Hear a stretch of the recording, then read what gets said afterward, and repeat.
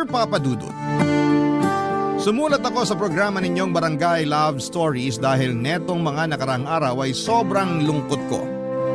Tapos aksidente kong nakita ang isa sa mga uploaded stories ninyo online na agad kong pinakinggan.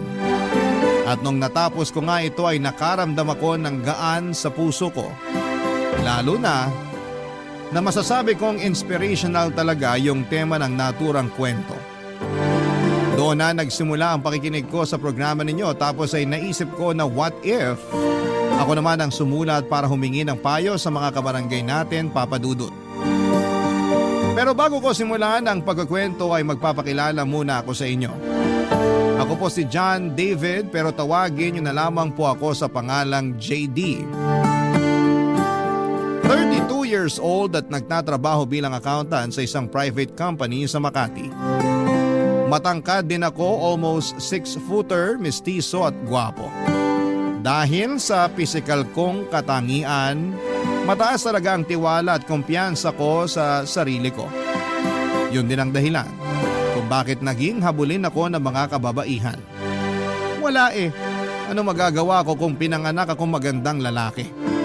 Pero syempre aminado rin akong chick boy lalo na noong hindi ko pa nakikilala yung babaeng nagpatibok sa puso ko. Isang araw, inimbitahan ako ng best friend ko na magpunta sa party ng family nila kung saan ay 70th birthday celebration ng lola nila. Dito ko nakilala si Clarice na girlfriend ng isa sa mga cousin ng kaibigan ko. Maganda siya, sexy at may pagkasingkit.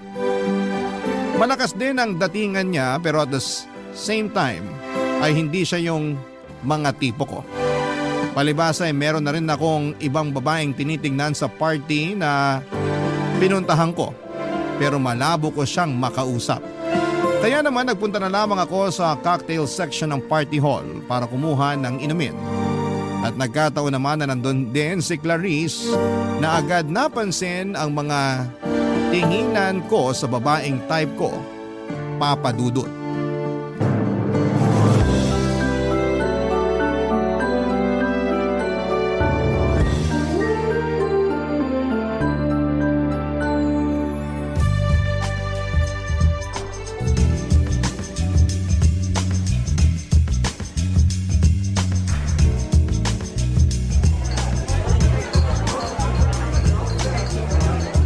JD, tama? Oo, ikaw si Clarice? Ako nga. Pansin ko kanina pa nang lalaki ang mata mo kakatitig kay Yela. Yela who? Ayun Nahalata mo pala. Masyado ka namang observant. Of course. Simula kasi nang ipakilala ka sa akin ng boyfriend ko kanina. Hindi ka na nawala sa isip ko. Uy, bad yan. Baka magkasala ka sa boyfriend mo. As if naman magagawa akong magloko Swerte ko na sa kanya, no? Anong ibig mong sabihin? Sabi na kayo talagang mga lalaki yung totoong chismosa. Kau naman? Na-curious lang since nabanggit mo na. Kaya sabihin mo na. Siyempre, napaka-gentleman niya. Kung tratuhin niya ako, malayong malayo dun sa ex-boyfriend ko na kulang na lang gawing punching bag mukha ako dahil sa hilig manuntok. Dati niya yata ang pangarap maging professional boxer tapos ako yung ginawang sparring mate. Aray, abusado pala yung ex mo. Buti na lang iniwalayan mo na siya. Yeah, pero mantakin mo umabot pa kami ng 5 years. 5 years? Natiis mo yun? Oo, mahal ko Kahit naman sino basta mahal mo yung tao, mabubulag ka sa mga red flags nila. Basta ako. Pinakamatagal ko ng relasyon, 3 buwan. Talaga? Relasyon ba tawag doon or what? Madali kasi ako magsawa sa babae. Gusto ko nagpapalit agad. Hindi ko kaya magtiis sa isang relasyon kapag di na ako masaya. Yan talaga ang mga salitaan ng mga certified chick boy. Wala tayong magagawa. Pinanganak tayong gwapo at habulin ng mga babae. Ay nako, pero sa nakikita ko, ikaw naman yung maghahabol sa babae. Balita ko kasi may pagka man-hater yang si Ella. NBSB din, kaya good luck sa'yo kung paano mo popormahan. Ganun ba? E di pag naging kami, ibig sabihin ako yung magiging unang boyfriend niya. Ganun na nga. Naniniwala naman ako makukuha ako loob niya kasi Lahat ng babae nahuhulog sa akin. Tingnan mo ikaw, na-attract ka nga sa akin, di ba? Huwag mo nga sabihin yan, baka may makarinig sa'yo. Ikaw ang may sabi na simula nung ipakilala ka sa akin ng boyfriend mo, di na ako maalis sa isip mo. Kanina yun, hindi na ngayon. Mahal ko yata boyfriend ko, no? Whatever you say. Basta, sinasabi ko sa'yo, liligawan ko at mapapasagot ko yung si Ella. Good luck ulit, pero ano bang nakita mo sa kanya? Don't get me wrong, maganda naman siya, pero ang baduy pumorma. Sabi ng boyfriend ko, ganyan na raw si Ella kahit ng mga bata pa sila. Mahinhin, dalagang Pilipina. Yun nga yung nagustuhan ko sa kanya eh. Kasi karamihan sa mga babaeng nakikilala ko, nagpapakita agad ng motibo sa akin. Kumbaga, sunggab ng sunggab agad. Pero si Ella, kakaiba sa lahat. Kaya nakuha niya talaga atensyon ko. Excited na ako kung paano mo mababali ang sumpa ng pagiging NBSB ni Ella. Kaya nga tulungan mo ako. Anong gusto mong gawin ko? Kunin mo number niya para sa akin. Sure, hihingin ko sa boyfriend ko.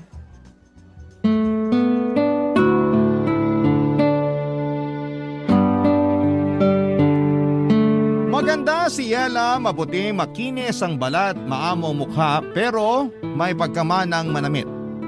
Masyado kasing balot na para bang anytime ay mamanyakin siya ng mga kalalakihan, kaya ganon yung defense mechanism niya.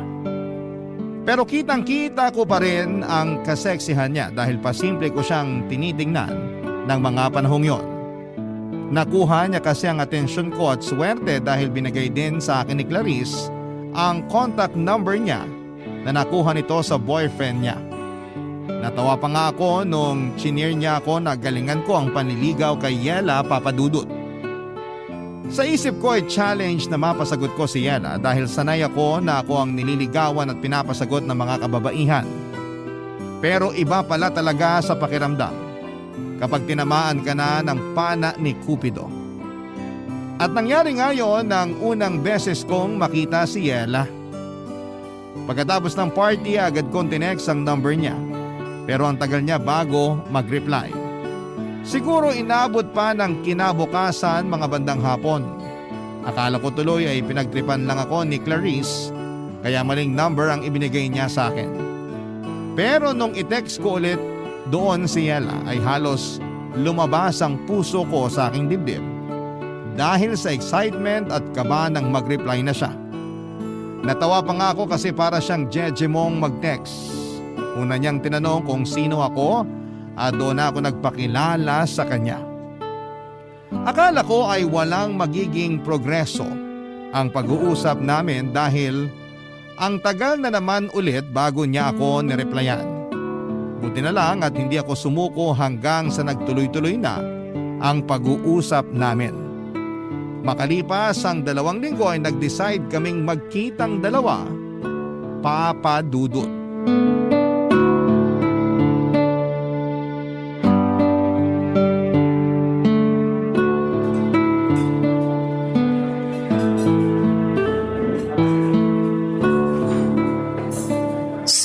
Kay Clarice mo pala nakuhang number ko Oo, kinuha niya sa boyfriend niya na pinsan mo.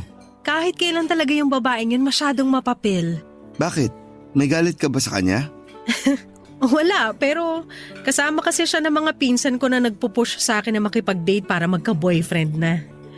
Excited na raw kasi sila na may ipakilala ko sa pamilya namin. Kahit si Lola, suportado sila. Wala naman sigurong masama sa kagustuhan nilang yun para sa'yo, right? Wala nga. Ako lang siguro yung ayaw. Na-mention ni Clarice na may pagka-man-hater ka raw. Totoo ba yun? What? No, OA talaga ng babaeng yun. Pero baka kaya niya nasabi kasi nga NBSB pa rin ako. Tsaka yung huling nang ligaw sa akin na lalaki nireject ko agad para hindi na niya ipagpatuloy. Bakit? Hindi ka pa ba ready? Siguro, pero more on wala akong tiwala sa mga lalaki. Huwag ka sanang ma-offend May feeling ako na parang iba ka naman sa kanila. Normally, hindi talaga ako sumasama sa kahit na anong invite ng kung sinong lalaki pero eto tayo ngayon. Pumayag ako mag-usap tayo sa text at magkita ngayon. Hindi naman ako na-offend pero pwede bang malaman yung rason mo? Kasi karamihan sa mga lalaki manloloko. Yung kasing ginawa ng husband ng ate ko sa kanya. Biruin mo, May 2 na silang anak tapos 6 na taon na rin silang kasal. Hindi pa kasama dun yung 4 na taon nilang mag-boyfriend-girlfriend kaya bali 10 taon na silang magkarelasyon. Tapos pinagpalit lang siya sa ibang babae nung mokong na yon na nakilala lang niya doon nung last na nagbakasyon kami sa Boracay. Ay, grabe yung iyak ng ate ko. Kasi pinili talaga nung husband niya yung babaeng yon kesa sa kanila ng mga anak niya. Mali nga yung husband ng ate mo kasi hinayaan niyang masira yung pamilya nila. Pero di naman lahat ng lalaki katulad niya, Yela. Hindi ko naman nila lahat pero kasi... Ay, nung nakaraan lang, yung pinsan naming babae nag-share ng problema sa akin. Close kami noon kaya ako agad yung takbuhan kapag may problema. Lalo na pag nagkakalabuan sila ng boyfriend niya. Same problem sa ate ko. Iniwan din siya at pinagpalit sa iba pero ang malupit, binuntis pa siya. Grabe! Awang-awa ko dun sa pinsan ko, para ko na yung kapatid. Hindi niyo na ba nahabol yung lalaki? Paano namin nahabulin? Bigla na lang naglaho na parang bula. Bakit ganyan kayo mga lalaki, ha? Bakit madali sa inyong iwanan at ipagpalit yung mga asawa at girlfriend nyo sa ibang babae? Kahit bagong kilala nyo pa lang. Sandali. Bakit parang kinorner mo naman ako sa tanong mong yan? Sagutin mo na lang, total lalaki ka naman. Gusto ko lang maintindihan kung ano yung tumatakbo sa isip nyo. Hindi naman ako magsasalita para sa karamihan ng mga lalaki. Kasi magkakaiba naman kaming tao. Sa bagay, bakit mo nga ba naisip na tanungin ka? Sa lagay parang sinabi ko na rin na katulad mo yung mga manlolokong yun. Hindi ka naman siguro manloloko, no? Siyempre hindi. Nirerespeto ko yung mga babae dahil may mga kapatid din akong babae. At higit sa lahat, takot ako sa karma. Sakaling magloko ako sa magiging girlfriend ko.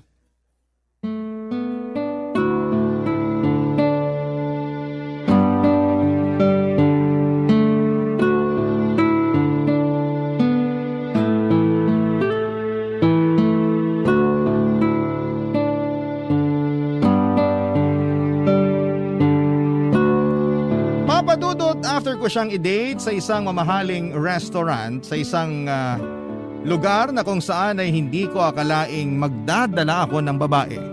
Pinasyal ko naman siya sa park, Papadudot, since nabanggit niya na mahilig siya sa nature. At buti na lang dahil maganda ang panahon ng araw na yon. Marami po kaming napag-usapang mga bagay tungkol sa trabaho niya at hobbies niya. Yung iba nga ay mga random things lang pero nagulat ako. Kasi na-enjoy kong pakinggan at malaman yon. After our first meet-up/date ay hinatid ko na si Yela sa apartment na tinutuluyan niya. Pero bago kami maghiwalay ay ninakawan ko siya ng halik sa labi niya. Kabado ako kasi akala ko ay sasampalin niya ako pero kitang-kita ko lang na nag-blush siya at ngumiti, Papadudot. Tapos ay nagulat ako kasi bigla niyang inangkla ang mga braso niya sa leg ko. At hinapit ako palapit sa kanya para ipagpatuloy ang aming halikan. Ang date namin yon ay nasundan pa ng ilang paglabas na masasabi kong nauuwi.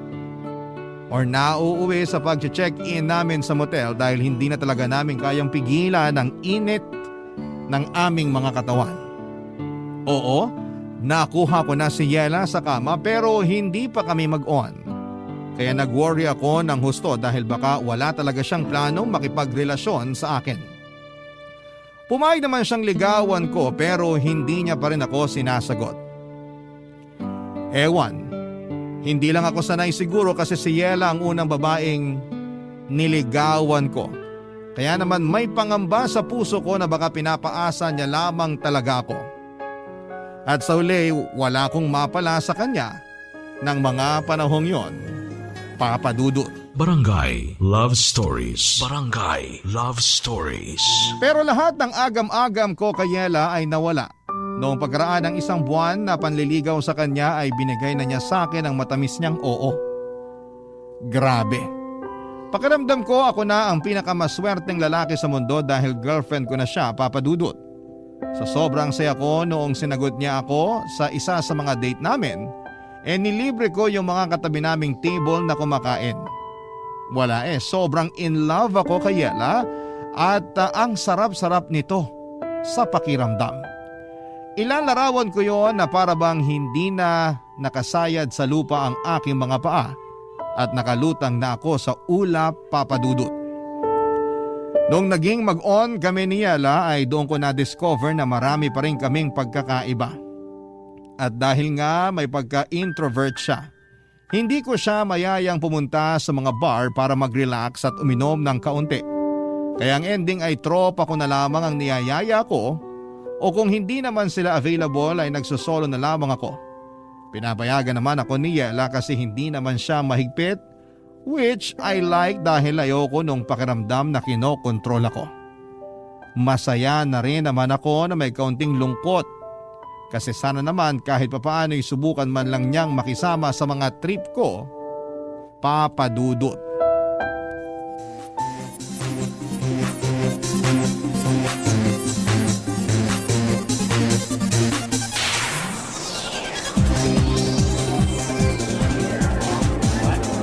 Long time no see, JD. Hi, Clarice! Long time no see rin. May kasama ka ba? Wala, solo trip. Ikaw? Wala rin. Akala ko pa naman kasama mo si Yela. Congratulations pala kasi sa wakas nasira mo na yung sumpa ng pagiging NBSB niya. Thank you.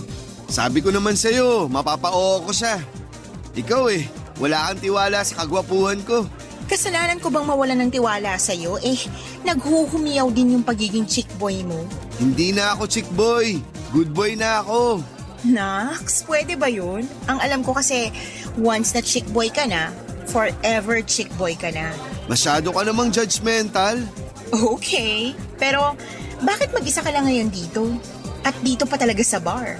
Kasi ayaw naman sumama ni Ella. Hindi raw siya mahilig sa ganitong klase ng lugar. Maingay, tapos magulo. At di rin kasi umiinom yun. Pero alam naman niya na nandito ako. Kanina lang, kausap ko nga siya bago kita nakita Uy, updated yan. Malapit na tuloy ako maniwala na nagpapaka-good boy ka na talaga. Siyempre, mahal ko si Ella Kaya lang... Kaya lang ano? Kasi, ang dami-dami naming pagkakaiba. Lalo na sa hobbies. Nakakatampo lang kasi. Di man lang niya magawang mag-adjust para sa akin. Katulad na lang nung pagsama niya rito sa bar para mag-chill. Last time, sinamahan ko siya sa pottery lesson niya. Kahit na di ko gustong napuputikan yung mga kamay ko. Basta makita ko lang siyang masaya. Masaya na rin ako. Tapos kamakailan lang din.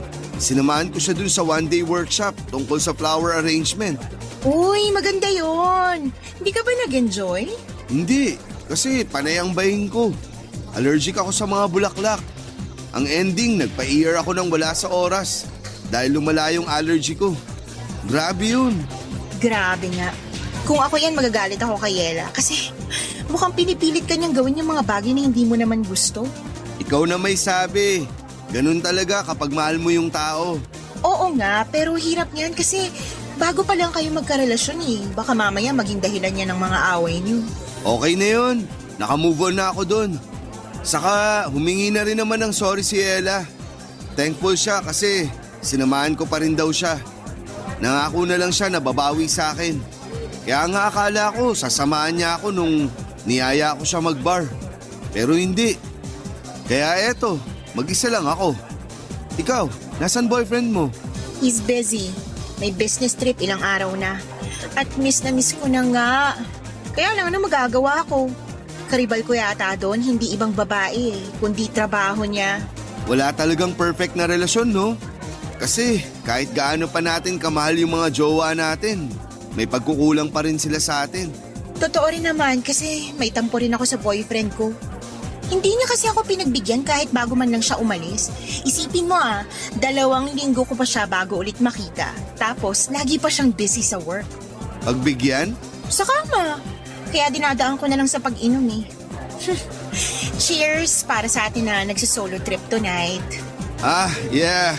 Cheers! Gosh, ang sarap kahit na ang pait. Gusto ko pa ng isa. Sure ka? Baka malasing ka agad yan, ha?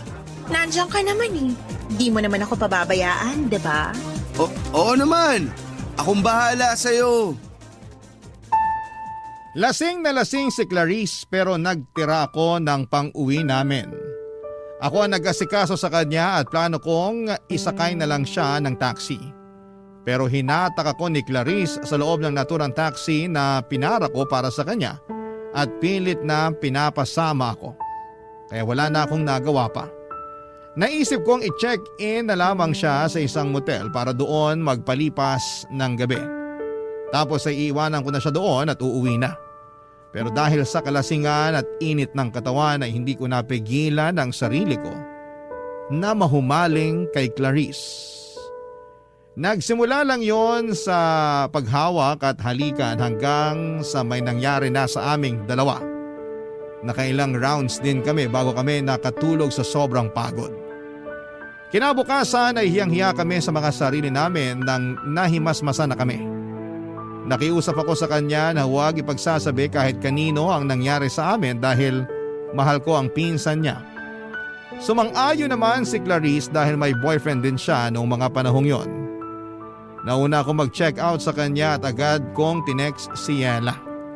Dumaan ako sa coffee shop at binili yung paborito niyang kape. Sunod kong pinuntahan ay yung pinakamasarap na cake and pastry shop na kinakainan namin. At bumili din ako doon na kasama kong dinala sa kanya. Gulat na gulat pa nga ang girlfriend ko nang sumulpot ako sa tapat ng apartment niya kasi hindi niya inakala na pupunta talaga ako, Papa Dudut. Pinapasok naman ako ni Yela at pinagsaluhan namin yung dala kong coffee at cake. Tuwang-tuwa siya kaya masaya na rin ako. Pero kinakain pa rin po ako ng konsensya ko dahil sa panluloko sa kanya at sa girlfriend pa talaga ng pinsan niya. Pero wala akong planong aminin lahat ng yon kay Yela, Papa Dudut. Kaya nga para mawala na yung konsensyang nararamdaman ko, mas lalo kong pinaramdam sa kanya na mahal ko siya. At pagkalipas nga ng isa pang buwan ay niyaya ko na siyang magpakasal. Umuo naman si Yela at simpleng garden wedding yung nangyari. Invited pa nga si Clarice at grabe ang kaba ko. Pero nairaos naman ang seremonya ng kasal namin ni Yela nang walang nangyayaring gulo. O baka masyado lang akong praning pero hindi niyo naman ako masisisi, Papa Dudut. Fast forward. Tumira kami ni Yela sa 2-story na bahay na matagal ko nang binili. Tuluyan ko nang kinalimutan yung kasalanan ko sa kanya at sinabi ko sa sarili ko na magsisimula na kami ng bagong buhay. Kaya lang sa loob ng 3 buwan namin bilang mag-asawa ay sinubo kami ng kapalaran, Papa Dudut.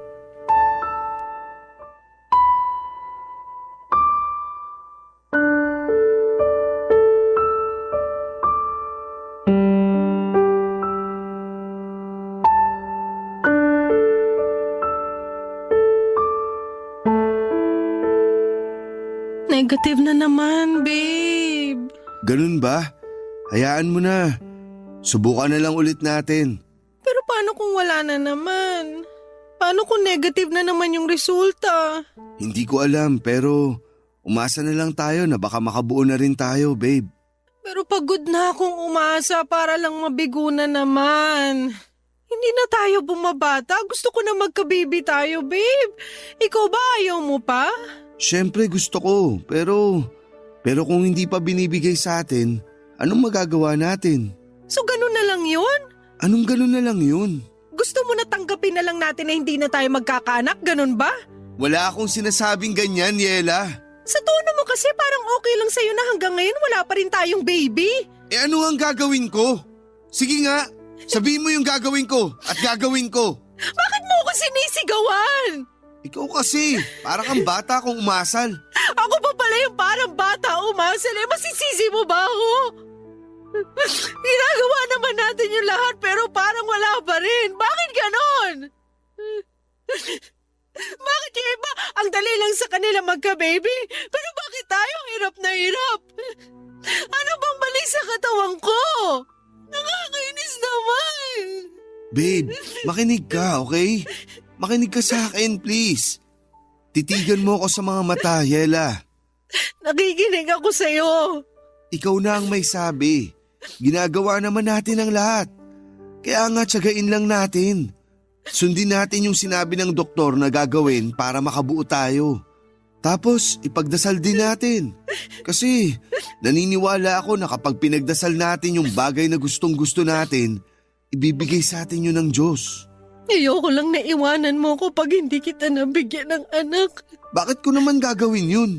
Hindi ko lang mapigilang matakot. Hindi ko gagawin yun sa'yo. Hindi kita iiwanan dahil lang di mo pa ako mabigyan ng anak. Di ba? Nangako tayo sa harap ng Diyos na aalagaan natin ang isa't isa, na mananatili tayo sa tabi ng isa't isa sa hirap at ginhawa. Kaya bakit ko naman sisirain yung sumpaan natin yun? Sige nga. Pasensya na ako, masyado lang akong praning. Ayoko lang masira yung pamilya natin lalo na nagsisimula pa lang tayo. Hindi masisira ang pamilya natin kahit naabutin pa tayo ng ilang dekada na mag-asawa. At kung kalooban ng Diyos na hindi tayo magkaanak, di pa rin kita iiwan, babe. Mahal na mahal kita. Ikaw yung babaeng pinili kong makasama habang buhay. Kaya tutuparin ko yung pinangako ko sa'yo nung kasal natin. Mahal na mahal din kita. At ikaw din yung lalaking gusto ko makasama habang buhay. Kaya salamat, babe. Kasi napanatag na yung kalooban ko. Mabuti naman. Halika nga, yakapin kita. Huwag mo na munang isipin na wala pa rin tayong baby hanggang ngayon, ha? Buo naman yung pamilya natin, kahit wala tayong anak. Saka malay mo, binibigyan lang tayo ni God ng mahaba-habang time para masolo ang isa't isa bago tayo maging ganap na magulang. Kaya huwag ka na masyadong mag-alala. Sana nga ganun lang yun. Sana nga pansamantala lang yung hindi natin pagkakaroon ng baby. Kasi ready na naman tayo maging magulang kaya sana pagkalooban na tayo. Basta, huwag lang tayong tumigil sa pagdadasal. Naniniwala ako na nakikinig siya sa atin. Hindi lang si Yela ang frustrated ng mga panahong yon dahil ako rin, Papa Dudut. Gustong gusto ko na rin kasi na magka-baby lalo pat hindi na ako bumabata pa. I'm already 31 that moment at yung ibang batchmate ko ay may 2 o 3 anak na. Malaki rin ang pagsisisi ko kasi sana noon pa lamang ay nakilala ko na si Yela para maaga kaming nakapagsimula ng pamilya. Tapos kung kailan pwede na ay saka naman kami hindi magka-baby. Sa kabila ng lahat ay alam kong mas matindi yung lungkot na nararamdaman ng misis ko dahil hindi niya ako mabigyan ng anak. Kaya nga imbes na sisihin siya sa bagay na hindi rin naman niya kontrolado, inunawa ko siya ng husto, inalagaan at minahal, Papa Dudut. Sa kabila ng paulit-ulit naming pagkabigo na magkaanak ay hindi pa rin kami sumuko ni Yela. Regular kaming nagpapakonsulta sa doktor at sinusuyod ang lahat ng pwedeng makatulong sa amin. Ganon din na sinusunod ang mga payo ng mga eksperto. Pero higit sa lahat ay natutunan naming lumapit sa Panginoon para ipanata ang pagkakaroon namin ng anak. Nandun yung bumibisita kami sa mga kilalang simbahan para magdasal sa mga santo nila na tuparin ang tanging hiling naming mag-asawa upang mas makumpleto na ang pamilya namin. Mahirap pero nandun yung pag-asa na isang araw ay diringgin din ng langit ang aming dasal na magkaanak na, Papa Dudut. Barangay Love Stories. Barangay Love Stories.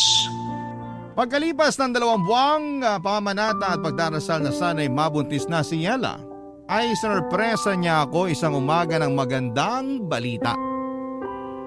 Kakatapos lang niyang mag-PT noon at ayon sa resulta ay buntis siya, Papa Dudut. Buntis ang misis ko. Kaya naman sobrang saya namin. Nag-aayakan pa nga kami mag-asawa at nagpasalamat sa may kapal dahil sa blessing niya sa pamilya namin. Bigla kami nabuhayan ng loob dahil sa paparating naming baby. Sa katunayan ay bilang excited parents ay hindi na kami magkanda o gaga sa pagpaplano ng mga gamit na bibilhin at bagay na gagawin kapag pinanganak na ang aming anghel. Kaya lang ay hindi na yon natupad dahil pagkalipas lamang ng 2 linggo ay dinugo na si Yela at nalaglag ang baby namin. Masakit mawalan ng anak. Kahit na sabihin ninyong dugo pa lamang yon at hindi pa naman nagtatagal simula nang mabuo sa sinapupunan ni Yela. Pero matagal namin siyang hinintay at kinasabikang dumating. Kaya ganoon na lamang ang hinagpis naming mag-asawa nang maagang bawiin sa amin ang aming anak, Papa Dudut. Pagkalipas ng 2 buwan ay sinubukan ulit naming magka-baby at positive ulit si Yela. That time ay mas iningatan na namin ang pagbubuntis niya pero pagkalipas lang ng 1 buwan ay muling nalaglag ang baby namin. Lugmok na lugmok kaming mag-asawa at hindi ko makausap ng matino si Yela. Hanggang sa bigla na lamang pumasok sa isipan ko yung kasalanang nagawa ko kay Yela. At ewan ko ba kung bakit ko biglang chinat sa messenger si Clarice para maglabas ng nararamdaman sa kanya. Kinomfort naman niya ako at aaminin kong gumaan ng feelings ko ng panahon na yon. Hindi ko na lamang namalaya na mas madalas ko na pala siyang kinakausap kesa sa misis ko, Papa Dudut.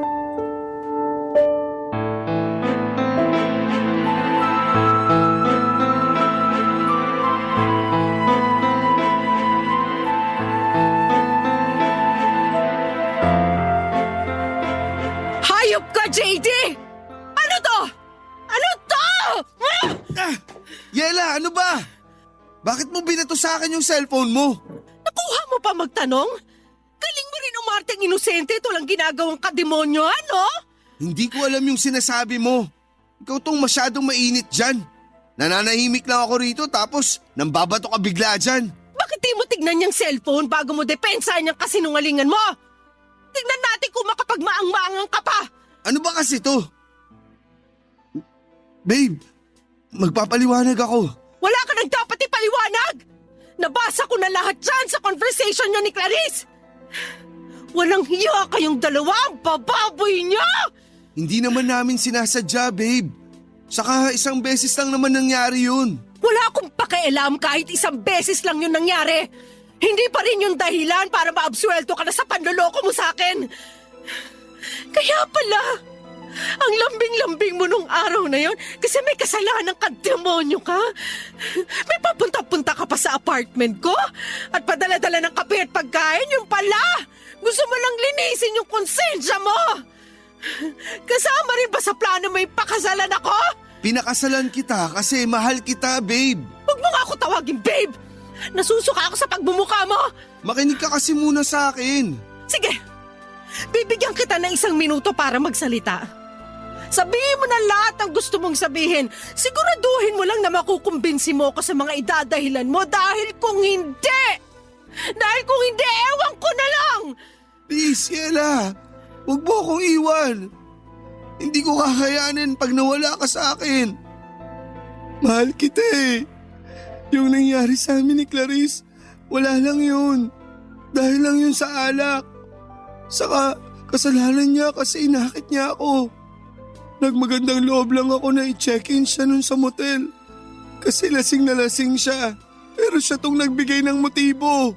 Pero pinatulan mo pa rin. Ibig sabihin gusto mo rin. Ibig sabihin malisyoso ka. Kaya ginalaw mo siya. O tapos ano na ngayon? Ha? Sa kanya ka naman nagpapa-comfort kasi alam mong devastated ako dahil sa pagkawala ng mga anak natin? Ha? Ganun ba yon, JD? Hindi lang naman ikaw yung nagluluksa. Ako rin naman. Pero napaka-unfair mo. At ako pa yung unfair? Oo, kasi akala mo ikaw lang yung nawalan eh. Ako rin naman. Lagi kang nagagalit sa akin na para bang kasalanan ko kung bakit di nabubuhay yung mga anak natin. Hindi mo ako kinakausap kaya sino kakausapin ko? Tapos doon ko na naisip si Clarice kasi alam ko maiintindihan niya ako at di nga ako nagkamali. Ang kapal ng mukha mo! Wala kaming ginagawang masama ni Clarice. Nagpapa-comfort lang ako sa kanya. Pero bakit ka nagpapa-comfort sa ibang babae? Eh may asawa kang tao! Alam mo, napakabulok ng katwiran mo! Walang ginagawang masama, natikman nyo na nga yung isa't isa! Yela, huwag kang magsalita ng ganyan. Bakit? Nahihiya ka? Aba, dapat lang na mahiya ka kasi nakakahiya naman talaga yung ginawa nyo. Nakakadiri kayo! Nasusuka ako sa inyo! Galit na galit sa akin si Yela nang malaman ang panluloko ko sa kanya noong hindi pa kami kasal. Pero wala na rin naman ako magagawa para itama ang pagkakamaling yon dahil sa nangyari na. Pilit kong pinaintindi sa kanya na dala lamang yon ang kalasingan at bugso ng damdamin pero nagbingi-bingihan si Yela sa mga rason ko. Hindi ko na alam ang gagawin ko noon at naiyak na lamang din ako sa sobrang aburido dahil sa kamalasang nangyayari sa pamilya namin. Galit na galit sa akin si Yela, kulang na lamang ay isumpa niya ako, Papa Dudut. Muli ako nakaramdam ng konsensya sa mga kasalanan ko sa kanya pero thankful pa rin ako dahil hindi ako hiniwalayan ng misis ko. Siguro kahit papaano ay tinablan siya ng pakiusap ko na huwag akong iiwanan. Mahal na mahal ko kasi siya. At nangako ako na gusto kong bumawi sa mga pagkakasala ko sa kanya. At kahit na hindi naman siya sumagot o sumang-ayon, ramdam ko na binigyan pa rin niya ako ng pagkakataon. Kaya ginawa ko talaga ang lahat para suyuin siya. Kahit kasal na kami, niligawan ko ulit si Yela. Pinaramdam ko sa kanya na siya lang ang babaeng gusto ko at mamahalin sa panghabang buhay. Na siya lang ang pinakamaganda at natatangi sa lahat. Pero ewan ko ba kung bakit parang lagi niyang binabaliwala yung mga efforts ko. Lagi niyang pinaparamdam sa akin na hindi ko makukuha ang loob niya kahit na anong gawin ko. Doon ako nakaramdam ng frustration kasi ang unfair niya para sa akin, Papa Dudut.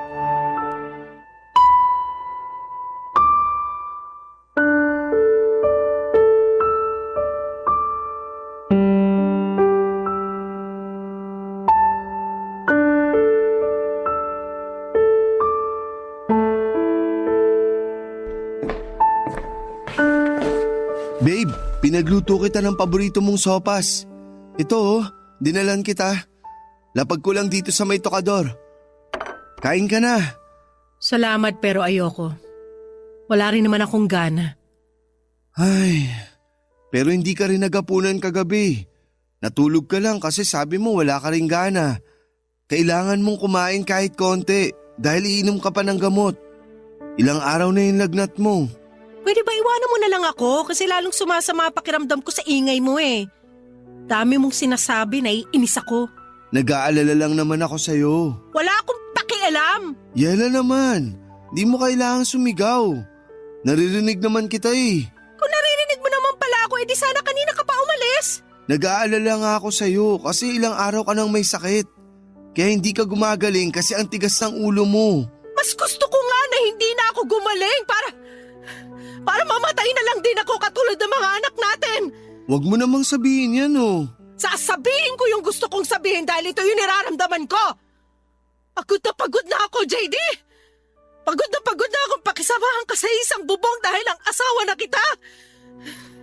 Sinubukan ko naman na patawarin ka. Nabigyan ka ng tsansa na bumawi pero sa tuwing nakikita kita, naaalala ko yung pagtataksil mo sa akin. At wag mo na rin subukan mga tuwiran dahil hindi na inuubra sa akin, hayop ka. Ay, pero ginagawa ko naman lahat, di ba? Bumabawi ako. Nagsisisi. Pinaparamdam ko sa'yo na ikaw lang yung mahal ko. Akala mo ba sapat na yon? Kasi kung oo, di sana nawala na tong pait at bigat na nararamdaman ko sa dibdib ko. Sana kung ganun lang kadali ang lahat, matagal na kitang napatawad pero hindi eh. Hindi nga ako makahinga ngayon dahil sa matinding galit kaya pwede ba? Lumayas ka na sa harap ko! Hindi ko kailangan ng pag-aalala mo! Please, Yela. Hayaan mo lang akong gawin yung tungkulin ko bilang asawa mo. Hayaan mo akong alagaan ka. Sige na. Kumain ka na para makainom ka na ng gamot. Sabi ayoko niyan! Bakit mo ginawa yun? Nag-aaksaya ka ng pagkain! Ikaw kasi ang kulit mo eh! Sinabing ayoko ng sopas mo, pinagpipilitan mo pa! Tsaka nung malay ko kung nilagyan mo pala yan ng lason para matuluyan na ako. Nang sa ganon, kayo na ni Carissy magsama. Walang ganun! Masyado ka lang praning! Masisisi mo ba ako? Eh kasalanan mo kung bakit ako nagkakaganito. Kaya magtiis ka. Kasi ito na yung ganti ko sa'yo. Sisiguraduhin kong ikaw ang susuko sa ating dalawa dahil hindi na mangyayari na babalik tayo sa dati. Wala kang dapat na sisihin kundi sarili mo. Kaya linisin mo na yung kalat at umalis ka na sa harapan ko. Wala akong nagawa ng mga panahong yon kundi ang sundin ang gusto ni Yela. Niligpit ko yung natapong sopas at nagkalat na bubog ng mangkok bago siya iniwang nakahiga at umiiyak sa kwarto namin. At kahit na anong pakiusap at pagpapaamo ko sa kanya, Papa Dudut, ay paulit-ulit niya rin akong pinagtatabuyan. Hindi ko na po alam ang gagawin ko. Lugmok na lugmok ako kasi nagbago na ng tuluyan ang babaeng pinakamamahal ko. Pero sa kabila ng lahat ay hindi pa rin ako tumigil na mag-effort para mapatunayan kay Yela na nagsisisi na ako sa mga nagawa ko sa kanya, Papa Dudut. Mahal na mahal ko si Yela at ayokong masira ang pamilya namin dahil lang sa mga kasalanan ko sa nakaraan. Kaya lang napapagod din naman ako, napapatanong ako sa sarili ko kung tama ba ang trato sa akin ni Yela o masyado na siyang nagiging unfair. Para sa akin ay hindi ko deserve na tiisin ng ganito katagal lalo pa humingi naman ako ng tawad at pilit na nagbabagong buhay na. Sana po ay mapayuhan ako ng mga kabarangay natin sa problemang pinagdadaanan ko, Papa Dudut. Hanggang dito na lamang po ang sulat ko and thank you in advance. Sakali pong mapili po ninyong i-ere ang aking kwento. God bless and more power sa Barangay Love Stories. Ang inyong forever kapuso at kabarangay, JD. Dear Papa Dudut, hindi raw matatawag na pamilya ang nakatira sa isang bahay kung hindi sila binubuo ng tatay, nanay at mga anak. Ayun nga lang ay hindi lahat ay binigyan ng kakayahan na magkaanak. Hindi lahat ng mag-asawa ay maswerteng nabibigyan ng pagkakataon na magkaroon ng masayang pamilya. Papa Dudut, tawagin niyo na lamang po ako sa pangalang Alma, 41 years old at nakatira dito sa Makati. Nagtatrabaho ko noon sa bangko kung saan ko nakilala ang asawa kong si Oscar. Siya rin ang dahilan kung paano ko na-discover ang inyong programa na Barangay Love Stories. Dahil ito raw ang paborito niyang programa sa Barangay LS 97.1. Manager siya noon sa bangko at isa naman akong accountant. Nagsimula kami bilang isang mabuting magkaibigan dahil siya halos ang nag-train sa akin noong bago pa lamang ako. Nagsimula rin kasi siya sa pagiging accountant bago na-promote bilang manager. Marami din kaming napagkakasunduan nung magkaibigan pa lamang kami ni Oscar. Pati nga pagdating sa pagkain ng maanghang, parehas din kami ng hilig ni Oscar. Kaya naging madalas noon ang tuksuhan sa opisina sa aming dalawa. Tuksuhan na nauwi sa relasyon at masayang pagsasama bilang mag-asawa.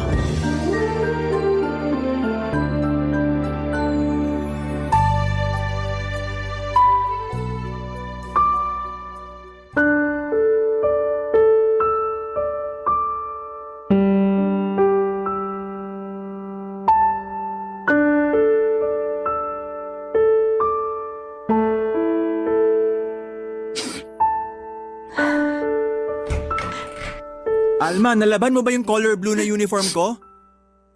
Alma? Umiiyak ka ba? Hindi. Nagtitiklop lang ako ng mga damit dito na sinilong ko kanina. Ano nga yung hinahanap mo na uniform? Bakit ba umiiyak ka na naman? Hindi naman ako umiiyak. Huwag ka na mag-deny kasi namamaga pa yung mga mata mo. Sabihin mo na lang sa akin ang totoo. Wala namang dahilan para umiyak ako, Oscar. Medyo sinisipon lang talaga ako kaya naluluhan na rin ang mga mata ko. Yung baby ba natin? Dahil ba to sa pagkalaglag ng baby natin mula sa sinapupunan mo ilang buwan nang nakakaraan? Sabi ko naman sa'yo, hindi mo kailangan na maglihim sa akin. Akin na nga yung mga kamay mo at hahawakan ko ng mahigpit. Sorry, Oscar. Bakit ka naman nagsasorry? 4 na buwan na kasi ang nakakalipas mula nang makunan ako. At nangako ako na hindi na ulit ako iiyak pa. Pero hindi ko talaga mapigilan na maluha eh. Normal lang naman na umiyak, lalo na sa'yo. Halos 6 na buwan mong pinagbuntis ang anak natin. Kaya alam ko na ikaw ang mas apektado sa pagkawala niya. Hindi ko lang kasi maintindihan, Oscar.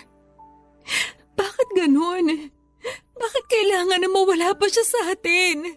May dahilan kung bakit nangyayari ang mabibigat na bagay sa buhay natin, Alma. Ano pa bang dahilan ng pwedeng ibigay?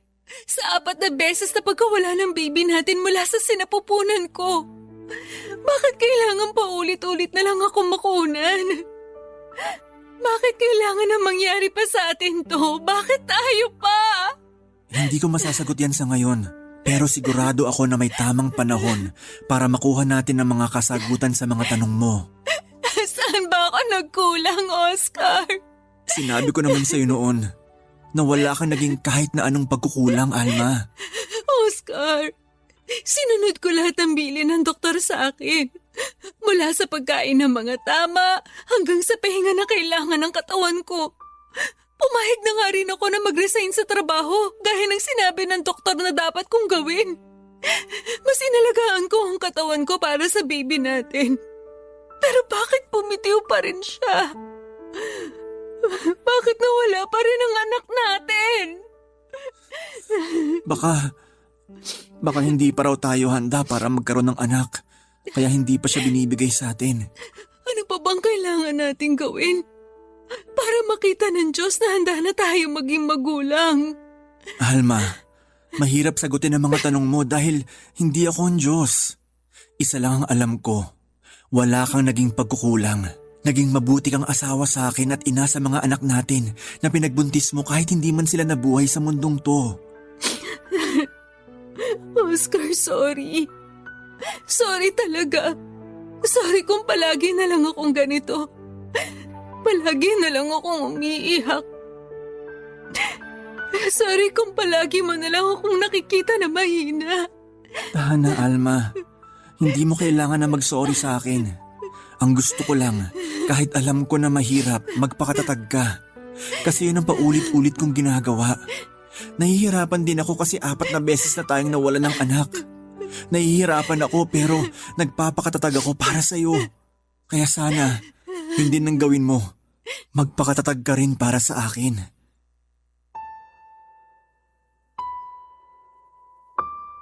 Papa Dudut, walang perpektong tao at wala ring perpektong relasyon. Pero lahat ay ginawa namin pareho ni Oscar para talagang magkaroon kami ng maayos na pagsasama. Solong anak lang si Oscar na mga magulang niya kaya umasa ang mga ito na mabigyan namin sila ng maraming apo. Naalala ko pa noong unang beses ko silang makilala. Walang ibang bukang bibig ang nanay niya kung hindi sana maka-4 o 5 anak daw kami ni Oscar. Umaasa raw sila na magkakaroon kami ng malaki at masayang pamilya. Nang mga panahon na yon ay hindi pa kami kasal ni Oscar. At batid ko sa sarili ko na may problema ako sa matres ko. Irregular kasi ang period ko at college pa lamang na-diagnose na ako na may PCOS. Kaya nga nang makilala ko ang mga magulang ni Oscar at malaman ko ang pangarap ng mga ito para sa kanya ay nangamba ako kaagad na baka hindi ako matanggap ni Oscar kapag nalaman niya ang kalagayan ko. At nangiyain niya ako na magpakasal noon ay naiyak talaga ako na labis niyang pinagtaka at pinag-alala. Halata kasi na hindi tears of joy ang nilabas ng mga mata ko ng mga oras na yon. Luha yon ng lungkot at pangamba. At doon ko sinabi sa kanya ang kalagayan ko na baka mahirapan ako na bigyan siya ng anak. O baka hindi ko na siya tuluyang mabigyan ng anak. At tinanong ko siya kung mamahalin at pakakasalan niya pa rin ba ako kahit na hindi ko siya mabigyan ng anak. Sinabi niya naman na tanggap niya at mamahalin niya ang lahat sa akin. Kaya ng araw na yon, Papa Dudut, ay tinanggap ko ang alok niya ng pagpapakasal sa akin.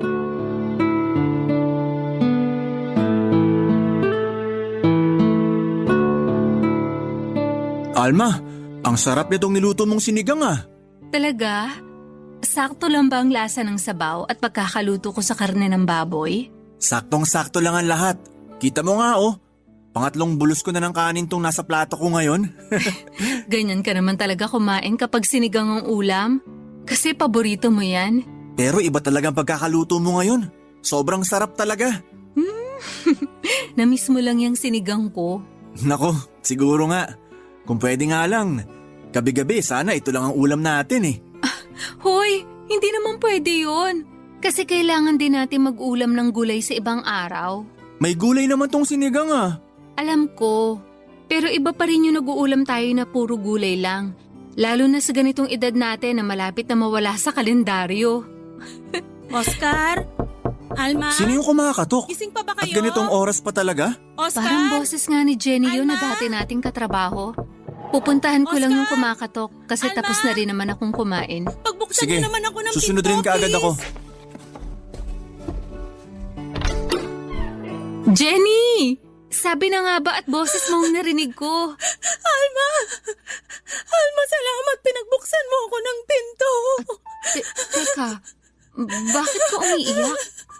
Tsaka, bakit may dala kang malaking bag?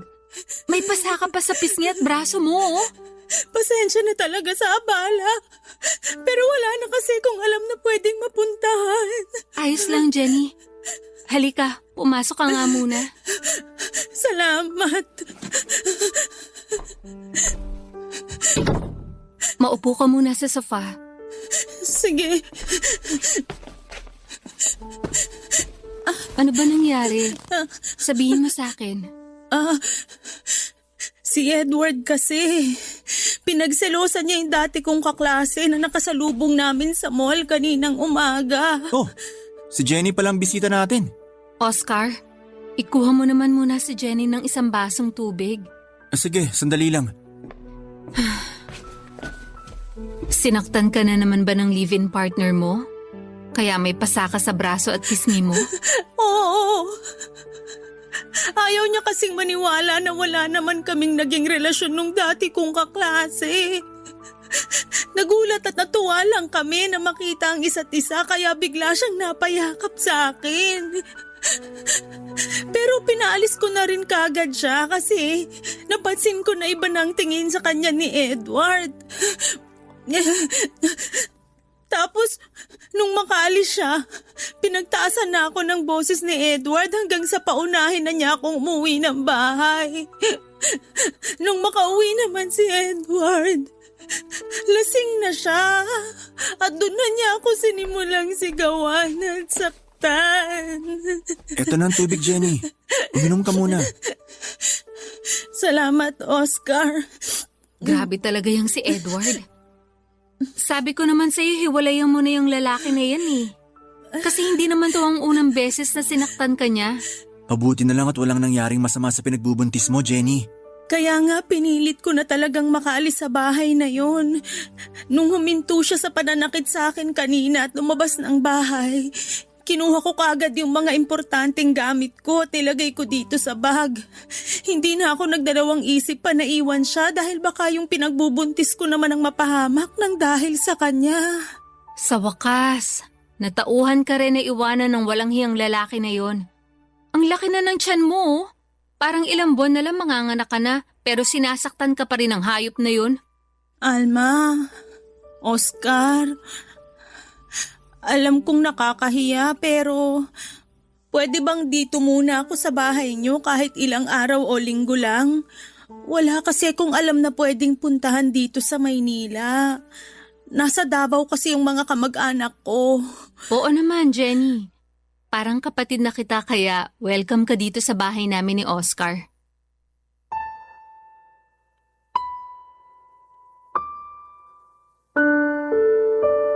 Papa Dudut, bago kami magpakasal, ginamot ko muna ang PCOS ko at nagpa-regular check-up ako sa isang OBGYN. Gusto ko kasi na maayos kong maibigay ang sarili ko sa magiging asawa ko.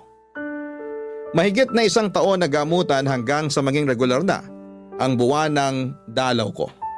At sabi ng doktora ko noon na mas naging maayos na raw ang matres ko. Kaya naman nang magpakasal kami ni Oscar ay medyo buo na ang loob ko na mabibigyan ko na siya ng anak. Pero hindi pa rin pala naging madali ang proseso.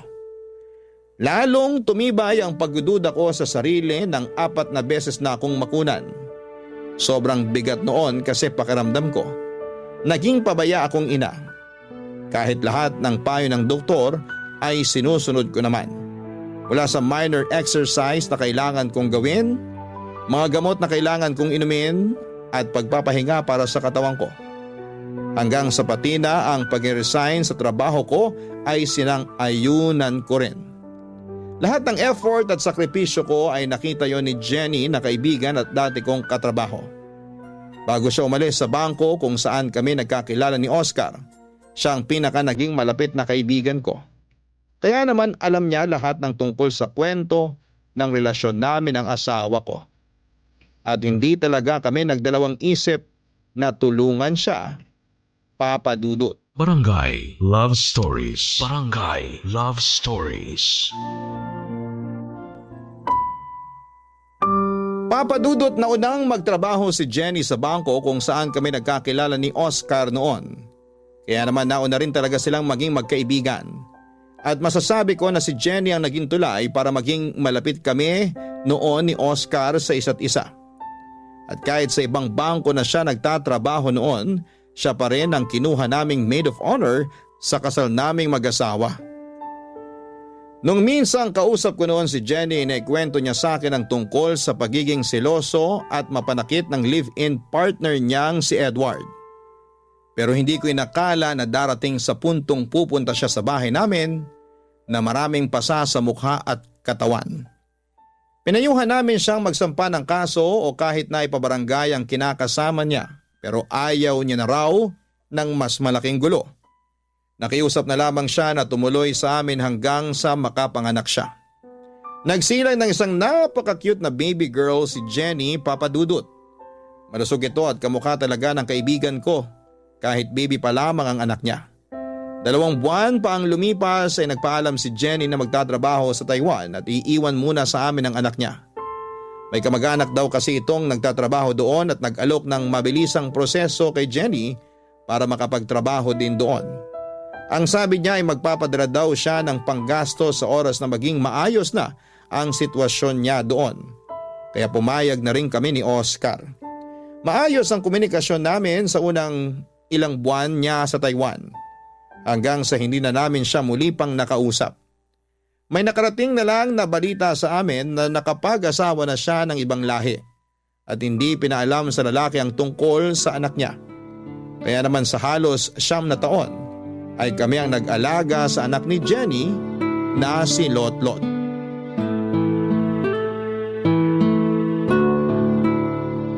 Sakto na tong pagkakaluto ko dito sa mga turon na to para sa merienda ni na Lotlot at Oscar mamaya. Pauwi na rin siguro ang mga yon. Ipagtitimpla ko na nga sila ng kape at gatas para kapartner nitong merienda nila. Nay! Nakauwi na po kami ni Tatay! Mabuti naman at nandito na kayo sa bahay. Mukhang saktong uwi namin kasi nakahanda na dito sa lamesang merienda namin. Tama ka dyan, kaya umupo na kayo dyan sa harap ng lamesa para sabay-sabay na tayong makapagmerienda. Wow, turon! Saging na may langka ang laman ng turon na yan, Lotlot. Alam ko kasi na yun ang paborito mo. Opo, Nay. Thank you po. Walang anuman, anak. Oh, kumain ka na. Sige po, Nay. Kumusta naman ba ang mga grades ni Lotlot, Oscar? Ito ang card ng grades niya sa iba't ibang subject. Matataas lahat ng nakuha niya. Patingin nga ako. Aba, matataas nga tong grades mo, Lotlot. Siyempre po kasi lagi po ako nag-aaral. Kung nandun ka lang kanina, ikaw yung bubulungan ng teacher niya na si Lotlot daw ang pinakapaborito niyang estudyante sa klase niya. Pabulong niya lang sinabi kasi baka raw marinig ng ibang magulang na nandun sa classroom. Pero ilang beses niya talagang binidang pagiging tahimik pero bibo ng anak natin. Ang galing naman talaga ng anak namin. Sobrang nakaka-proud. Ginagawa ko po yun para lagi kayong proud sa akin ni tatay. Palagi naman kaming proud sa iyo, anak. Pero sayang talaga at hindi ako ang kumuha ng card mo kanina. Ang sakit kasi talaga ng puson ko dahil unang araw ng dalaw ko ngayon. Mabuti na lang at pinayagan na mag-leave sa trabaho ang tatay mo ngayon. Aliw na aliw nga po si tatay sa classroom namin kanina eh. Talaga? Opo, kasi may mga kaklase ako na tatay din nila yung kumuha ng card nila. Yung mga tatay po nila yung kakwentuhan ni tatay kanina. Nakakatuwa lang kasi akala ko talaga ako lang ang lalaking pupunta dun kanina. Marami-rami rin pala kami. Aba, marunong ka na rin makipagkwentuhan sa ibang mga magulang ha? Nawala na talaga ang pagiging tahimik mo, Oscar. Mababait din kasi yung mga nakilala ko doon, kaya napakwento talaga ako. Kumusta na palang pakiramdam mo ngayon? Mas maayos na kaysa kanina. Hindi na ba masyadong masakit ang puson mo? Hindi na kasing sakit nung kagaya kaninang umaga. Magpahinga ka na lang ulit mamaya. Ako na lang ang magluluto ng pagkain natin para sa hapunan. Hindi na, ayos lang ako. Kaya ko namang mag-asikaso ng hapunan mamaya. Hayaan mo nang ako ang gumawa nun at magpahinga ka na lang muna. Tama po si tatay, Nay. Tutulungan ko po siya kaya huwag niyo na pong alalahanin ang pag-aasikaso ng hapunan. Magpahinga na lang po kayo at sisiguraduhin ko na masarap ang ulam na iluluto namin ni tatay. Di ba po, tay? Siyempre naman anak, lalo na kapag katulong kita sa pagluluto mamaya. Wala naman po akong assignment ngayon eh, kaya tutulungan ko po talaga kayo. Ipagluluto po natin si nanay ng masarap na hapunan. Ay, naku talaga tong anak ko, napakalambing kahit kailan. Pahakap nga ako. Papadudod, sinubukan namin na kontakin ang ilang kakilala ni Oscar na nagtrabaho din sa Taiwan. 2 taon na noon si Lotlot at gusto lang naming malaman kung ayos lang ba ang kalagayan ni Jenny. May isang pinsan doon si Oscar na nakausap namin sa Facebook at pinakita namin ang picture ni Jenny. At kinumpirma niyang yun nga raw ang nakita niya na naglalakad sa loob ng isang mall kasama ng isang lalaki na ibang lahi. Nakita niya rin na malaki na ang tiyan ni Jenny at halatang nagdadalang tao ito. Nakiusap kami sa pinsan ni Oscar na sa susunod na makita si Jenny, magpakilala siya na pinsan ng asawa ko at tanungin kung anong plano sa anak niyang si Lotlot.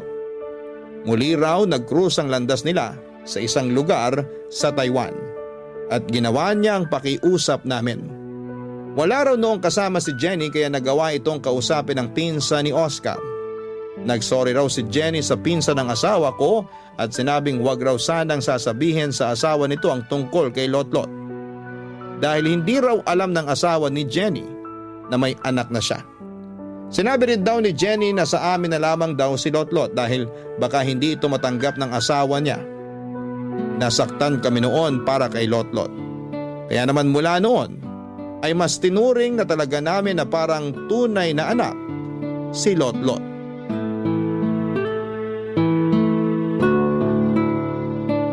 Oscar, heto na ang kape at tinapay mo na may palamang peanut butter. Ilalagay ko muna dito sa mesa tong tray kasi mainit pa tong 2 tasa ng kape na nandito para sa atin. Sige. Salamat Alma. Si Lotlot pala, anong oras makakauwi? Siguro bago mag-alas 5. Pero ihahatid naman daw siya nung nanay ng kaklase niya. Medyo malapit lang din naman dito yung bahay kung saan sila gumagawa ng school project ng mga classmates niya. Mukhang napaka-busy ng anak natin Nako, sinabi mo pa, Oscar. Minsan nga nang sinilip ko yan sa kwarto niya na madaling araw, nakita ko na nakahiga na siya sa kama niya. Malalim na ang tulog pero may hawak pa na libro.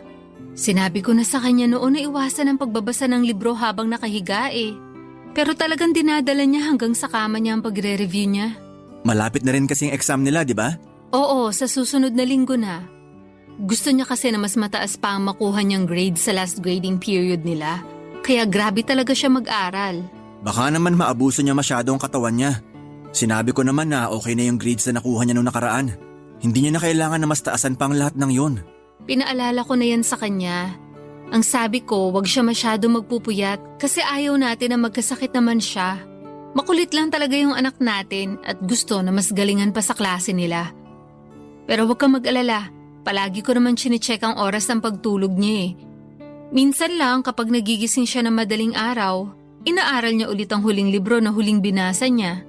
Yun ang kwento niya sa akin na minsan mag-usisa ako kung bakit may hawak siyang libro habang nakahiga sa kama niya at malalim na ang tulog. Mukhang kailangan ko na mag-isip ng regalo para sa darating na recognition day niya. Alam mo ba na dapat sasabihin ko na sa'yo yan? Kasi sigurado ako na maraming medalya na naman ang isasabit natin sa kanya. Pero hindi naman mahilig sa material na bagay si Lotlot eh. Baka mag-request lang siya na mamasyal tayo, manood ng sine at kumain sa labas. Tama ka dyan. Kasi dun pa lang sobrang saya na ng Alma? anak natin. Oscar? Boses ni Jenny Nandiyan yun ba ah. kayo? Anong masamang hangin na nagdala sa kanya dito Alma? sa bahay natin? Pagkatapos Oscar? ng 9 na taon. Sasamahan na kitang pagbuksan siya ng pinto. Mabuti pa nga. Kasi baka hindi ko mapigilan ng sarili ko at kung Oscar? ano pa masabi ko sa kanya. Alma! Nandyan ba kayo? Kasi... Ay, mabuti naman at nandito kayo ngayon sa bahay nyo. Anong kailangan mo? Ayan kagad talaga ang tanong? Hindi ba pwedeng kumustahin mo muna ako, Alma? Ang lakas naman ng loob mo na sabihin sa harap namin yan. Ikaw ba? Nagawa mo bang kumustahin kami o si Lotlot sa loob ng 9 na taon? Kaya nga nandito ako ngayon, di ba? Dahil sa anak ko. Anak mo na kami ang nagpalaki at kinilala bilang mga magulang niya. Kasi yung tunay na nanay niya, nawala ng pakialam sa kanya. Alam ko naman ang naging pagkakamali ko. At nandito ako ngayon para itama ang lahat ng yon. At sa tingin mo talaga may itatama ka pa? Alma, Hindi ko naman talaga ginusto na iwanan sa inyo ng matagal yung anak ko. Kinailangan ko lang talaga ng oras para aminin sa asawa ko yung tungkol sa kanya. Pero ngayon, tanggap na niya ang lahat sa akin kaya pwede ko nang kunin ang anak ko. Ay teka! Wow! Ganun na lang yon ha? Alma, kumalma ka muna. Jenny, hindi mo pwedeng basta kunin na lang sa amin ang bata. At bakit hindi? Kahit pagbali-balik ta rin yung mundo, ako pa rin ang nanay niya. Magkano bang kailangan nyo, ha? Kwentahin yung lahat ng nagastos nyo sa anak ko at babayaran ko. Kahit kailan, hindi mababayaran ng pera ang ginawa namin pag-aalaga at binigay namin pagmamahal kay Lotlot. Kaya umalis ka na dito, Jenny. Kasi hindi ko ibibigay sa iyo si Lotlot. Hindi mo makukuha sa amin ang anak ko. Hindi mo siya makukuha sa akin dahil ako na ang nanay niya. Ako na, Jenny! Ako na!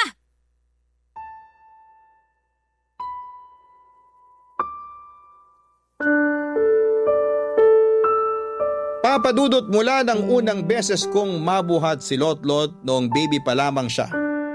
Parang nabuhay ang pagiging pusong nanay ko. Alam kong hindi ko siya anak pero nang mga oras na yon, pakiramdam ko ay para sa akin siya. Kaya nga ako talaga ang unang pumayag nang sabihin ni Jenny na sa amin muna ang anak niya habang nagtatrabaho siya sa malayo. Alam ko na mali kasi na hindi naman niya kami kamag-anak pero may parte sa sarili ko noon. Ang humihiling na sana'y hindi na muli pang balikan ni Jenny ang anak niya. Kaya naman nang makarating sa amin ang balita mula sa pinsan ni Oscar na tinatago pala ni Jenny sa asawa niya na may anak siya. May sama ako ng loob pero medyo natuwa din ako.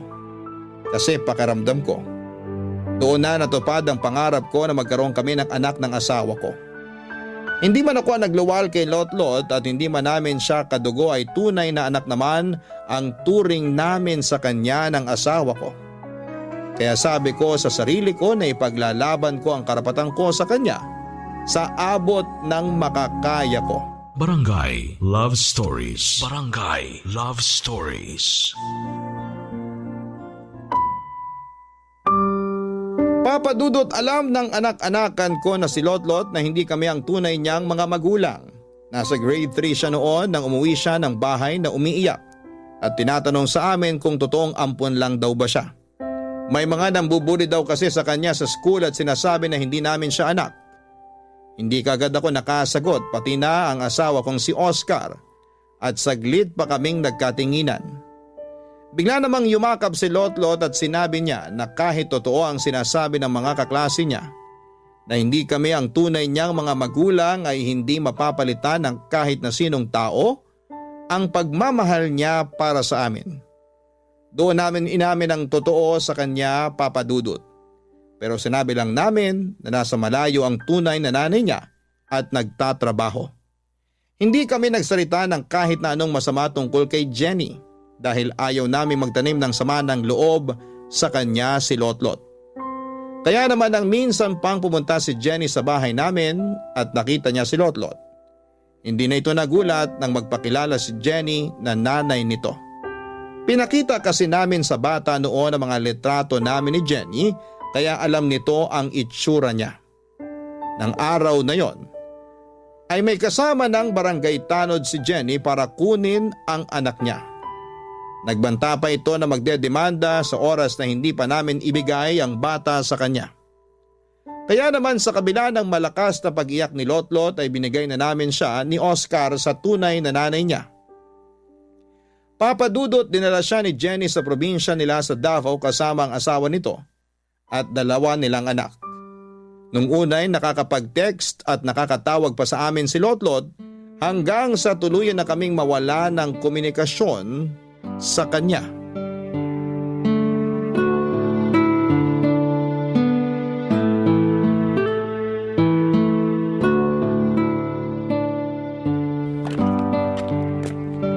Nandito ka lang pala sa labas ng bahay. Oo. Dinidiligan ko lang itong mga halaman natin dito. Akala ko nasa likod ka ng bahay at naglalaba doon. Inuna ko na muna ang gawin ng pagdidilig dito kasi medyo maaga pa naman. At saka, konti lang din ang labahin ko kaya mabilis ko rin na matatapos yun. Sige, tutulungan na lang din kita sa pagdidilig sa mga to. Okay. Yung mas maliit na pandilig na lang din ang gamitin mo. Alam ko naman na hindi ka sanay na magdilig ng mga halaman dito eh. Baka malunod pa sila kapag tabo ang ginamit mo. Hindi rin kasi ako madalas na tumambay dito sa mini garden sa labas ng bahay natin. Oo, kasi ang madalas na kasama ko dito, si Lotlot. Alma. Sorry, Oscar. Alam kong nangako ko na hindi na ako iiyak pero sobrang namimiss ko na kasi ang anak natin. Ako rin naman. Araw-araw kong namimiss si Lotlot. Ang laki ng nagbago sa bahay natin, no? Oo. Kahit ganun pa rin ang itsura, nagbago naman yung sigla. Dahil hindi na natin naririnig ang malalakas na tawa ni Lotlot. Siya lang kasi ang nagbibigay ng sigla at kulay sa bahay at buhay natin. Nang dahil kay Lotlot, naramdaman natin kung paano maging magulang. Kung paano magkaroon ng isang tunay na pamilya. Isang taon na rin pala mula nang malayo siya sa atin. Halos 1 taon na rin natin siyang hindi nakakausap. Alma, sigurado naman tayo na nasa mabuti siyang kalagayan. Kasama niya ang tunay na nanay at mga kapatid niya. Oo, pero sana hayaan din ni Jenny na makita at makasama ulit natin ang bata. Alam niya naman na sobrang napamahal sa atin si Lotlot. Huwag niya sanang ipagdamot yung konting oras na pwede natin makausap ang anak natin. Siguro gusto niya lang na mas makilala siya ni Lotlot bilang nanay nito. Na mas makapag-focus ang bata na makilala siya ng pamilya niya. Hayaan na lang muna natin dahil sigurado ako na magbibigay din siya ng oras na makasama ulit natin si Lotlot. Sana mag-upload na ulit ng bagong picture si Jenny na kasama si Lotlot. Halos ilang buwan na rin kasi mula nang huli siya mag-public post ng picture nila ng family niya. Namimiss ko na makita si Lotlot kahit sa mga picture lang sa Facebook. Alma? Jenny? Anong ginagawa mo dito? Gusto ko sana kayong makausap. Kasama mo ba si Lotlot? Hindi. Pero siya ang dahilan kung bakit pumunta ako ngayon dito sa bahay niyo. Una sa lahat, gusto ko munang humingi ng tawad para sa mga nagawa at nasabi kong mali sa inyong dalawa. Alam ko naman na hindi ko dapat nilayo sa inyo si Lotlot. Alam ko na sobrang minahal niyo ang anak ko na parang tunay niyo na ring anak. Gusto ko lang talaga na mas mapalapit kagad ang loob niya sa amin kaya umuwi kami ng Davao. Sorry talaga. Sa totoo lang, nasaktan talaga ako sa ginawa mo. Pero pilit kong inintindi ang lahat. Inintindi ko kasi pareho tayong nanay ni Lotlot. Kaya malaki ang pasasalamat ko sa inyong mag-asawa, lalo na sa iyo, Alma. Para sa pag-aalaga at pagmamahal na binigay mo sa anak ko. Lumaki siyang napakabuting bata at walang galit sa akin. Dahil yun daw ang sinabi mo sa kanya. Alam kasi namin na darating ang araw na babalik ka at magpapakilala sa anak mo. Kaya sinabi namin sa kanya na kahit na anong mangyari, huwag siyang magtanim ng sama ng loob sa'yo. Salamat. Salamat talaga sa inyo. Pero Jenny, kasama mo bang lumawas ng Maynila si Lotlot? Pwede ba namin siyang makita o kahit madalaw man lang? Oo, pwede niyo siyang dalawin o puntahan. Nasa Maynila rin siya pero nako-confine siya sa ospital dahil sa sakit niya na bone cancer. Stage 4. Papadudot nung nakakausap pa namin sa text at tawag si Lotlot. Madalas niyang ikwento na napakabait daw ni Jenny sa kanya. Pati na ng asawa nito at 2 anak. Kaya naging panatag ang kalooban namin na nasa mabuti siyang kalagayan. Pero pagkalipas ng 1 buwan ay hindi na ulit nakapag-text o nakatawag si Lotlot sa amin. Nung una ay nag-aalala talaga ako dahil wala na akong naging balita pa sa kanya. Nakablock kasi ako sa Facebook ni Jenny. Kaya naman gumawa ako ng dummy account. At nang makita ko sa mga public posts niya, ang mga pamamasyal ni Jenny kasama ang asawa nito, si Lotlot at 2 pang anak ay naging panatag na ang loob ko kahit na papaano. Inisip ko na lamang na ang mahalaga ay masaya si Lotlot kasama ang tunay na nanay niya. Pinilit kong makontento sa mga nakikita ko na public post ni Jenny kasama si Lotlot sa Facebook. Ang hindi ko inaasahan, yung biglang pagdating ni Jenny sa bahay namin para sabihin na may taning na ang buhay ng pinakamamahal namin na si Lotlot.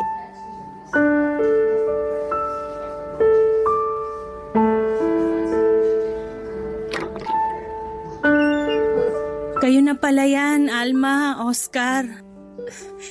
Pasok kayo. Salamat. Sorry kung medyo ginabi na kami. Na-traffic din kasi kami papunta dito sa ospital. Ayos lang.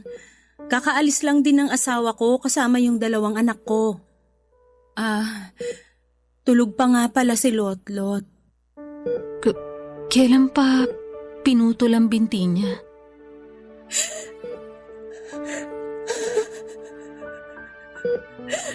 Months ago. Umasa kasi kami na kahit paano, mapipigilan pa ang pagkalat ng cancer sa katawan niya. Maliit na chance, pero meron. Yun ang sabi ng doktor.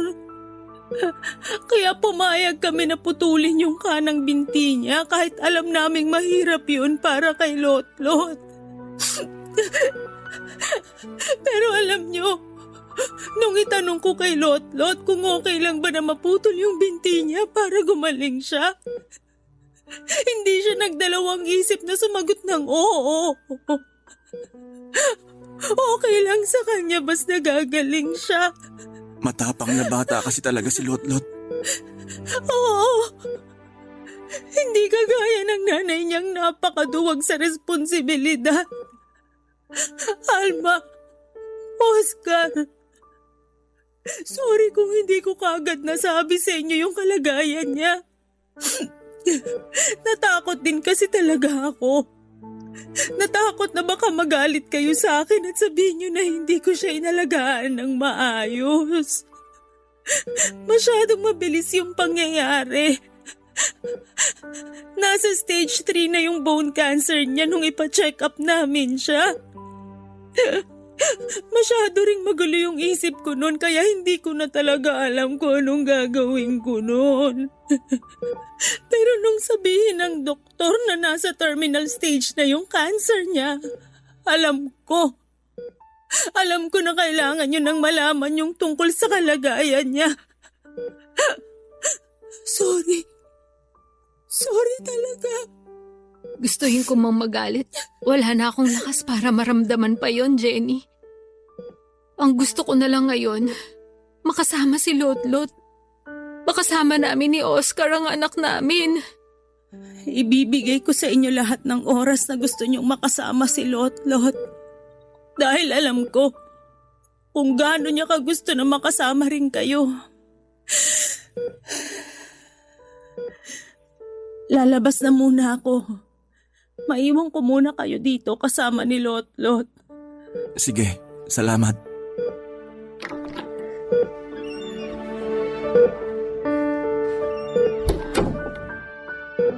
Oscar, ang laki na nang nagbago sa itsura ng anak natin.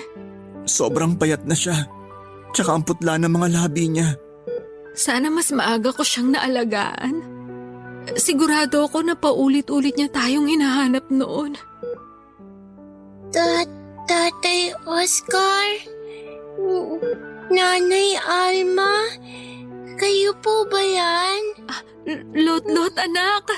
Kami to ng nanay Alma mo. Nananaginip po ba ulit ako? Anak, hindi to isang panaginip lang.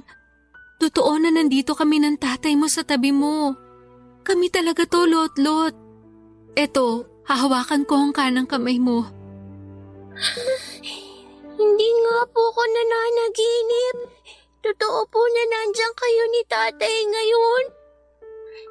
Nararamdaman ko po ang higpit ng hawak niyo sa kamay ko at init ng palad niyo, Nay.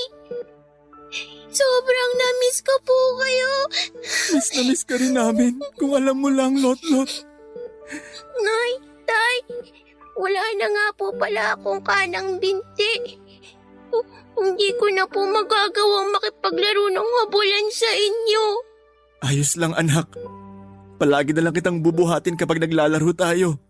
Salamat po talaga kasi tinalaw niyo po ako ngayon dito. Palagi ko po kasing napapanaginipan na kasama ko kayo. Pero ngayon, totoong nandito na po kayo sa tabi ko. At kahit kailan, hindi na kami mawawala ng tatay mo sa tabi mo. Kaya magpalakas ka, Lotlot. Magpalakas ka para sa amin. Mahal na mahal ko po kayo. Mahal na mahal ka rin namin, anak. Sobra. Kung alam mo lang, napakalaki ng pasasalamat namin sa Diyos kasi binigay ka niya sa amin. Kaya sana patuloy ka magpalakas. Dahil gusto ka pa namin makasama na mas matagal ng tatay mo. Magpalakas ka, anak, ha? Magpalakas ka para kina nanay at tatay.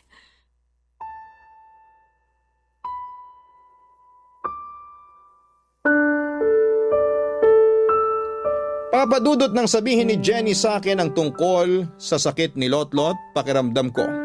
Ako yung nabigyan ng taning ang buhay. Ang hirap maghanap ng mga salitang pwede kong sabihin kay Jenny noon kasi nilalamo na ako ng matinding kalungkutan.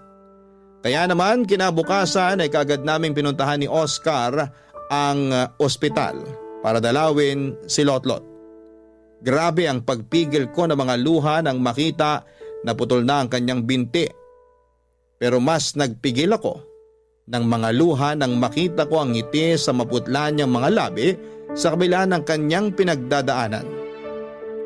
Isang buwan na lang daw ang natitira sa panahon na pwede pa naming makasama si Lotlot. Kaya naman halos hindi talaga ako umalis sa tabi niya. Hinayaan naman ako ni Jenny na mag-alaga kay Lotlot hanggang sa huling sandali ng buhay niya. Mula sa 1 buwan na taning sa kanya ng doktor ay halos 2 buwan ko pang nakasama at naalagaan si Lotlot. Ang halos 2 buwan ng buhay ko na puno ng saya at pighati nang tuluyan na kaming iwanan ni Lotlot. Naniniwala ako, papadudot, na ang presensya ng bawat tao ay may dahilan sa buhay ng iba. Kaya siguro naiwan sa amin si Lotlot noon ay para maramdaman ko kung paano ang maging isang nanay ng mga panahon na yon. Siya ang naging sagot sa lahat ng matinding kalungkutan na pinagdaraanan ko noon. Nang dahil sa presensya ni Lotlot, napuno ng saya ang 9 na taon ng buhay ko na kasama siya. Akala ko ay pangmatagalan na pagluluksa ang mararamdaman ko nang dahil sa pagkawala ni Lotlot. Pero makalipas ang 5 taon mula nang siya'y magpaalam, dininig ng Diyos ang napakatagal na naming ibinagdarasal ng asawa kong si Oscar. At sigurado ako na tinulungan ako ni Lotlot na ibulong sa Diyos na pagbigyan ang matagal ko nang ipinagdarasal. Ang magkaroon kami ng sariling anak. Dahil ngayon habang sinusulat ko ang kwento naming ito ay mag-4 na buwan na akong nagdadalang tao. Napakalaki ng pasasalamat ko sa biyayang ibinigay sa akin ng Diyos. Dahil sinabi ng doktor na malusog ang baby na nasa sinapupunan ko. Kaya sisiguraduhin ko na pupunuin namin ang pag-aalaga at wagas na pagmamahal ang anak namin sa oras na isilang ko siya. Gaya ng ginawa namin sa unang anak namin na si Lotlot. Umaasa ako na kahit papaano ay may maiwang aral at inspirasyon ang kwento kong ito, Papa Dudut. Inspirasyon na maikli lamang ang buhay ng tao kaya sulitin po natin ang bawat oras na pwede pa nating makasama ang mga mahal natin sa buhay. Hanggang dito na lamang po ang sulat ko. Mabuhay ang Barangay Love Stories at naway patuloy na mamayagpag ang Barangay LS 97.1. Ang inyong forever kapuso at kabarangay, Alma.